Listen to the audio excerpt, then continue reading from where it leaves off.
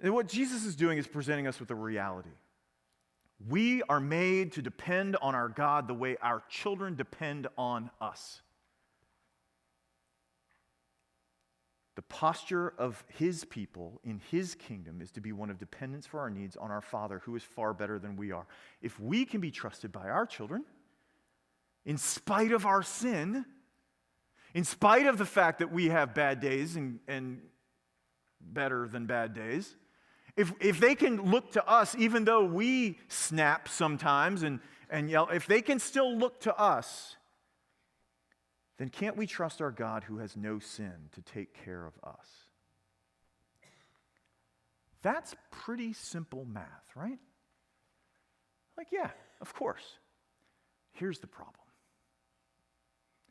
And it's where the issue of satisfaction comes in. When Jesus says, "Who among you, if your son asks him for bread, would give him a stone?" Some of us say, "I know a guy." Listen, I do. I was that guy's son. I was that woman's son.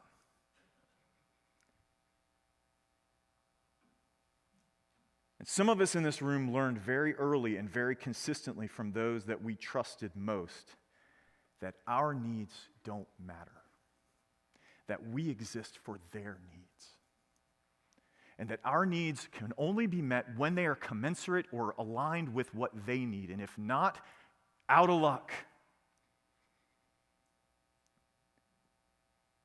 And so if those needs were going to be met, we were on our own to do it.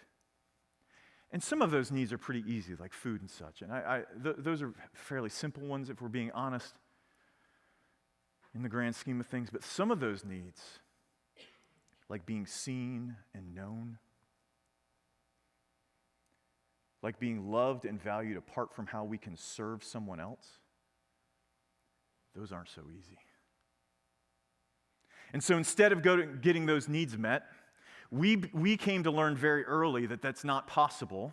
And so instead, what we're going to do is we're going to turn to other things to just bring relief to the ache that says we have a need. We long ago gave up on the idea that these needs could ever be met, and so we settle, at least for a little while, to just forget that we have them.